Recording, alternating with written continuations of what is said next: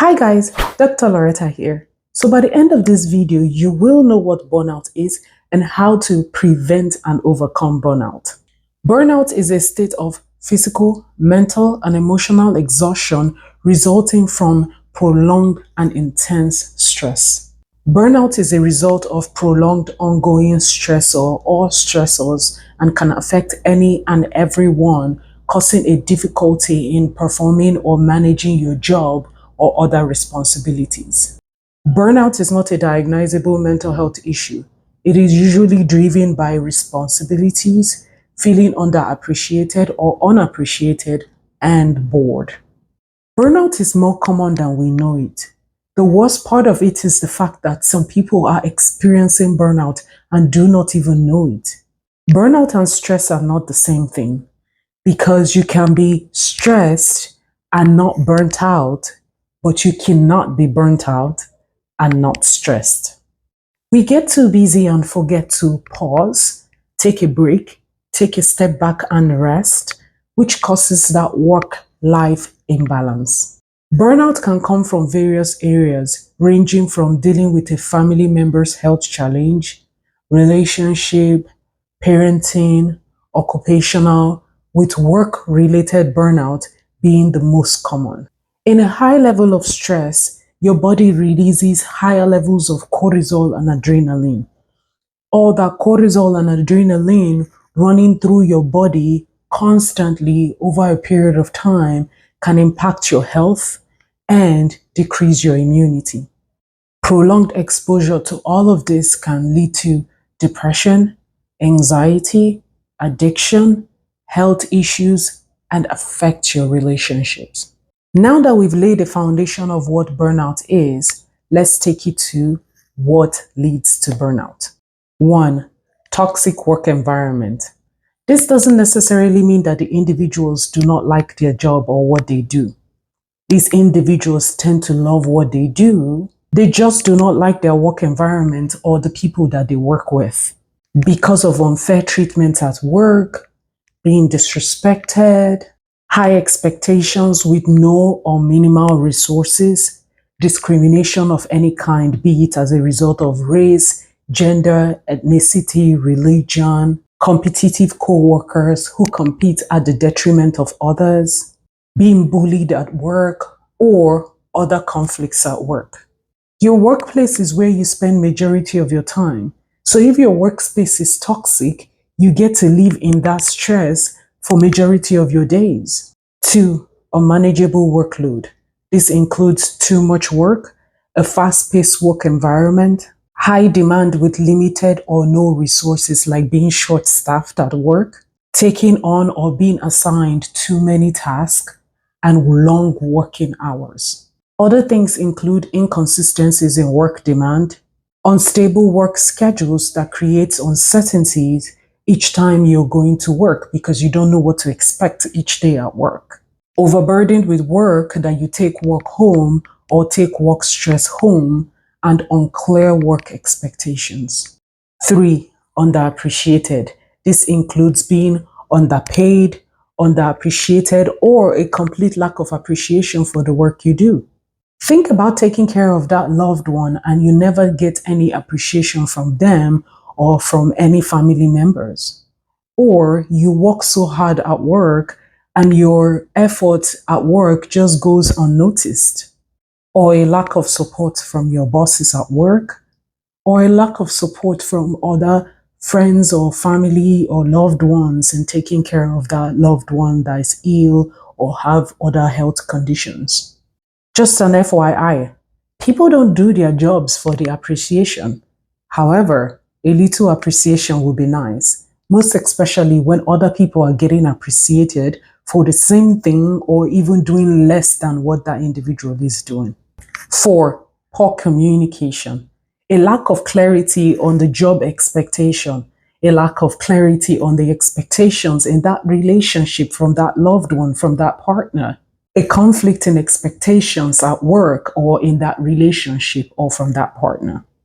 5. A lack of support. Having few supportive or meaningful relationships, feeling alone at work or at home. Humans are social beings. and we crave that social connections. And when that connection is missing, be it at work or in the home front, it creates its own level of stress. 6. Poor sleep. And already existing sleep issues like poor sleep, difficulty falling or staying asleep can easily lead to a burnout. Poor sleep in itself already causes stress to your body because your body is not getting the opportunity to be well rested or giving your cells the opportunity to rejuvenate or for your whole body system to recuperate. 7. Job mismatch. Working at a job that does not align with your values, you do not derive any kind of satisfaction from that job, and a lack of purpose tied to working that job. Like you feel like you're not making any impact at all. Say you have a high value for something, like integrity, and your company values do not align with your values. This could lead to a lack of motivation in doing that job or even a complete loss of passion for the job. 8. Difficult bosses.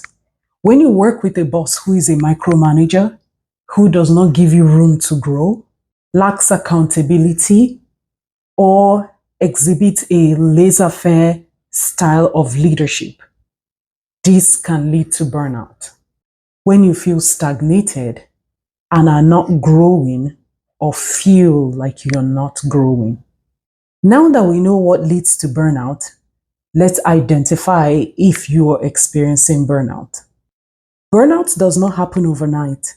It is a gradual process that builds up to the point where it gets unmanageable if not addressed. The signs of burnout can be subtle at first and then progressing to where they are becoming noticeable and then catastrophic to where you're experiencing a breakdown, dysfunction, and impairment. Burnout can be confused with depression. However, burnout is not depression. Symptoms of burnout can look similar to that of depression. However, with burnout, once that situation is changed, those symptoms are alleviated. However, in the case of depression, even if the situation is changed, those symptoms would not be alleviated. Signs of burnout. 1. Exhaustion. Feeling extreme tiredness, loss of energy, feeling drained, feeling overwhelmed, unmotivated, and emotional exhaustion. 2. Dreading work. They take leave and all of a sudden they are all rainbows and sunshine. But once it's time to return back to work, all that sunshine is gone away.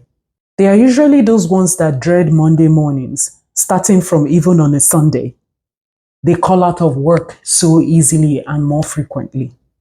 3. Sleep issues. You see difficulty falling, difficulty staying, or difficulty falling and staying asleep. You see tiredness even after sleep. You see shallow sleep with frequent awakenings. 4. Depression. Feeling void, depersonalization, loss of sense of identity, self-doubt, feeling defeated, helpless, hopeless, dissatisfaction, incapability, and loss of self-confidence. Having negative attitude towards oneself and others. 5. Disengaged. Isolation, loss of interest, distant physically and or emotionally from co-workers and or other relationships, feeling moodier than usual. 6. Irritability. Your emotional state can and will affect your emotional reactions. They are usually cynical, resentful, short-fused, losing joy and fulfillment in things that they end up leaving you feeling irritated by them. 7. Low motivation. Waking up in the morning and not feeling like getting out of bed. Don't feel like going to work even though you love that job. And feeling like a failure. 8. Physical symptoms such as frequent headaches, body aches, bowel issues, often sick, loss of appetite or overeating, weight gain, and in the long run, high cholesterol, type 2 diabetes, heart diseases, lowered immunity, and eventually death. 9. Decreased productivity. You're not functioning at optimal level at work, at home, things are falling through, which is not typical for you. Others include poor job performance, lack of creativity, difficulty concentrating, brain fog, and difficulty completing tasks. If you're not burnt out yet, let's take it to preventative measures to prevent you from getting to where you're burnt out. 1. Talk to your supervisor. This should be the very first step you take, and in my own opinion, the most important. Let your supervisor know your situation, whatever that may be. Being in a position of authority, they can adjust your work schedule, adjust your workload, and provide you reasonable accommodation. Communication is key. A problem shared, they say, is half solved. I say a problem shared with the right person is half solved, which takes me on to the next important point, which is take time off. Separate yourself from the stressor as much as possible and as much as you are able to. Labor laws require employers to give their employees leave time and or sick leave. And this is done for a reason, to give you time away from that job to rest and reset. You don't need to have a flamboyant vacation set. You just need to be away from work. Whatever you end up doing with that time, be it that you are home alone by yourself or you're hanging out with friends and loved ones, whatever that is for you, but just time away from work. And when you're at work, take short breaks in between. This is time away from work to prevent that mental fatigue. Leading on to my next point, which is one of the most neglected, which is set boundaries. Learn to say no when you need to and ask for help when you need it. Separate work from home as much as possible.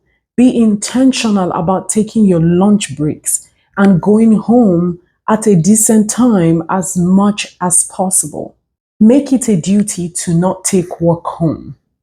Be more assertive and clearly define your work hours and your personal time to yourself and to others, and clearly communicate it. Know when to delegate to lighten the load for yourself or off yourself. Setting boundaries leads to a point that aligns with boundaries, which is self-care. The first thing that suffers when we burn out is our needs. We typically neglect our needs when we are burnt out. Allow yourself time to engage your basic needs. Relax and do things that you enjoy. Take a vacation. Take time off. Take lunch breaks. Taking time away from work clears your mind and triggers creativity. Plan something fun for yourself. Schedule hobbies. That's an intentional way to make that happen. My fifth point can almost fit into my point 4, which is self-care, but I intentionally saved it as a point of its own so that I can expound on it better or more, which is sleep. Prioritize good sleep. It is recommended for you to get 7 to 9 hours of sleep per day. Sleep is an avenue for rest and repair to take place in your body. Poor sleep can lead to fatigue, stress, mental and physical health issues. Create healthy sleep habits and engage in sleep hygiene, like no coffee 4 to 6 hours before bed, no TV an hour or two before bed, don't use alcohol to induce sleep, no TV in your bedroom, using your bedroom for only sleep and sex. And while you're trying to fall asleep and haven't fallen asleep, 20 to 30 minutes after trying to fall asleep, get up out of bed. Which leads me on to my next point. Exercise. Exercise helps improve your mood. Regular exercise can help you cope with stress, release stress, and take your mind off of work. Exercise builds discipline, endurance, resilience, and strength, which leads me to my next point, which is as important as exercise, which is change your mindset. There are situations where you can't change your job and you need the job or a job to survive. In those types of situations, you might need to change your view of that job or your mindset around the job. We can't always quit that responsibility, like being a caregiver to a loved one. In those type of situations, you find value in what you do. You change your mindset around caring that loved one to portray more of the value that it aligns for you. Before we continue, if you're yet to, please take this time to like, subscribe, and share with your friends and your loved ones so they can join us on this journey to mental wellness. And if you stick with me to the end, I will be sharing with you ways to overcome burnout. If you're already burnt out, the remedy will be to change that stressor to fix that situation.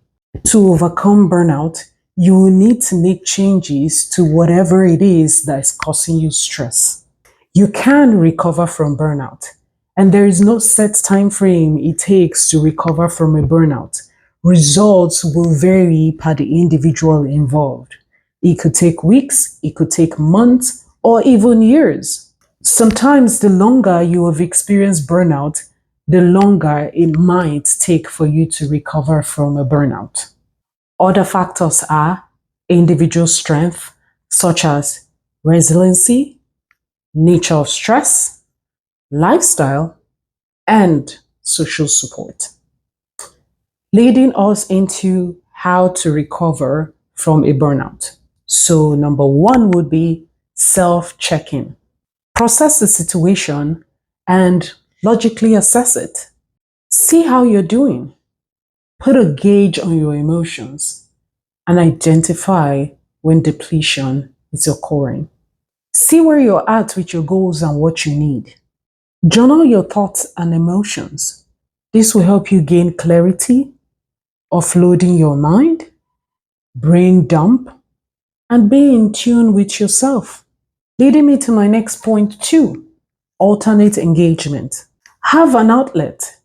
Irrespective of whatever responsibility is leading to that burnout, find an alternate action outside of that responsibility.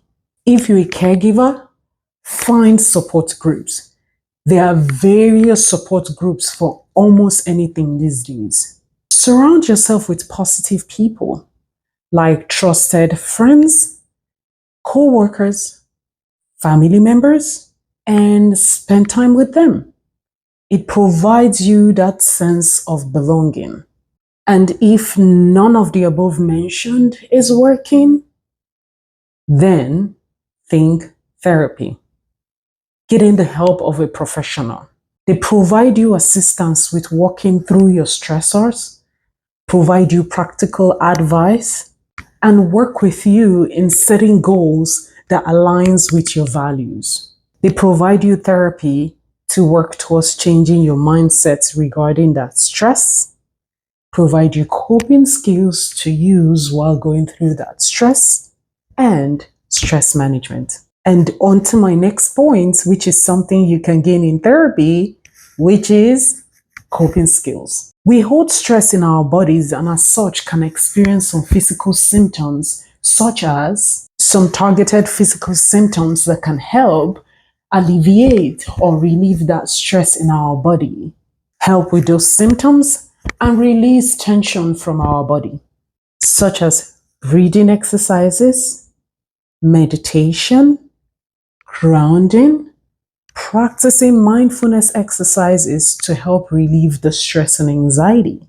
Others include positive affirmation, practicing self-love, journaling, and other relaxation techniques to help calm and quiet your body and your mind and relieve stress. Practicing gratitude, being thankful, can help shift your mind and your focus and change your perspective regarding that stressor. Moving on to something less likely for us to think about, but can help with our overall well-being, which is limit the junk. Cut back or eliminate caffeine, alcohol, nicotine, and avoid drugs, illicit drugs. Eat healthy to help nourish your body, boost your mood and energy. Cut back on sugary, junk, and overprocessed food. Instead, eat whole food, balanced diet, drink plenty of water to stay hydrated, eat lots of fruits and vegetables. The other part of junk you need to cut out is negativity. Cut back on the news if you need to. Cut out or cut back on listening to negative things about yourself, sitting in a toxic environment where you're being talked down on that affects your self-worth, your self-image, and your view of yourself and the world. At this point, you have identified if you're burnt out, how to prevent a burnout, and how to overcome or recover from a burnout. Talking to a professional is always an answer when done appropriately. You can never go wrong with therapy in the hands of the right therapist.